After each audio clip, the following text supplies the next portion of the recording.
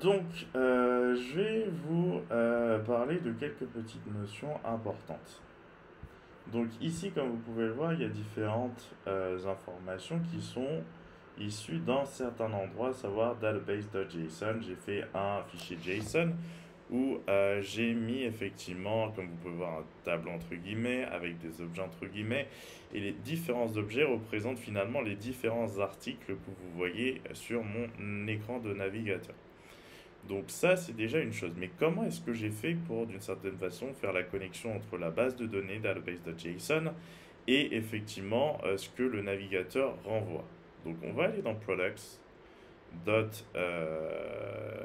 UI ou plus de products.js. Et en fait, je vais changer le nom. Je vais nommer, je vais plutôt appeler ça products UI pour l'instant. Donc évidemment, ça va mettre un tas d'erreurs, puisque dans Products UI, si on se déplace ici, c'était Products UI, enfin c'était Products.js pour jusqu'à présent, donc il va falloir évidemment changer la référence pour que ça fonctionne. Et comme vous pouvez le voir, effectivement, il n'y a rien à l'intérieur de ma section.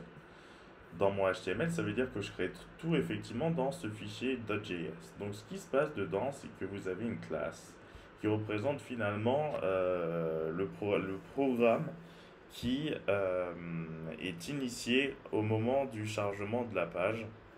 Comme vous pouvez effectivement le voir ici, j'ai mis un products.init qui initialise effectivement quelque chose. Et en fait, cette classe, cette méthode init, je l'ai créée. Je l'ai créée à l'intérieur de ma classe. Donc une classe est composée d'attributs et de comportements. Et le comportement, ça, on va dire que c'est plutôt les méthodes. Et donc là, j'ai créé une méthode. Quand on est à l'intérieur de classe, une fonction, on l'appelle une méthode. Donc c'est ma méthode numéro 1, méthode numéro 1, qui finalement initialise quelque chose, exécute quelque chose. Et en gros, pour chaque finalement élément qui est récupéré grâce à ce call API que je fais dans un service précis, à savoir ce service-là, je l'ai appelé API Service. J'ai effectivement à l'intérieur de cet objet, j'ai une méthode également, fetch all products from DB. J'aurais pu créer une classe, ça reviendra au même, puisqu'une classe est un objet finalement. Ça me permet de faire mes calls vers donc mes calls fetch. Comme vous pouvez voir, j'utilise fetch et pas Axios, mais ça revient au même. J'utilise fetch, l'API fetch qui me permet effectivement de faire des calls vers ce fichier et de récupérer des informations. Donc je récupère effectivement tranquillement mes informations, puisque si on fait un console log de ce que représente product, ici products in service, vous allez voir que ça représente effectivement un tableau.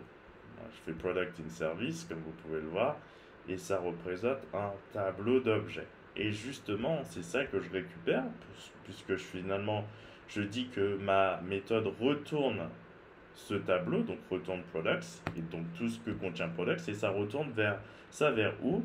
Eh bien, ça retourne ça vers ce fichier-là, puisque c'est ce fichier qui appelle cette fonction.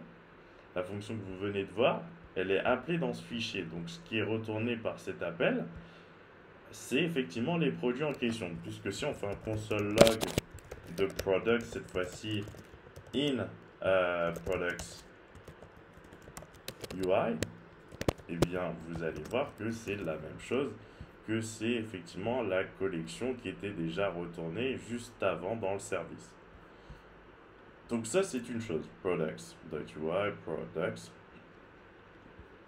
j'ai mal écrit ça. Donc ça, c'est fait.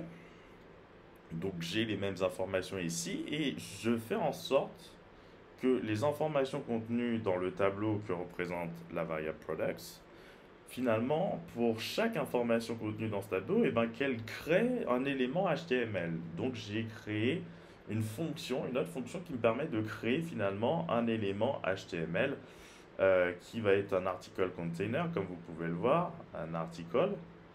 Et effectivement, à qui je donne une classe particulière que j'ai déjà créée dans le fichier products.css, product article. Ici, products article qui contient effectivement le design que je vais associer à chaque élément article du fichier products.html, d'où le fait de l'avoir mis dans products.css et non pas dans global.css. Donc, j'associe par le JavaScript une classe à mon nouvel élément article et effectivement, je vais nourrir cet élément article des informations qui étaient contenues dans ma base de données et pour chaque élément de products que je vais appeler finalement P, chacun va s'appeler P, eh bien je vais nourrir la fonction qui crée finalement la structure HTML de mon article de ces informations, comme vous pouvez le voir.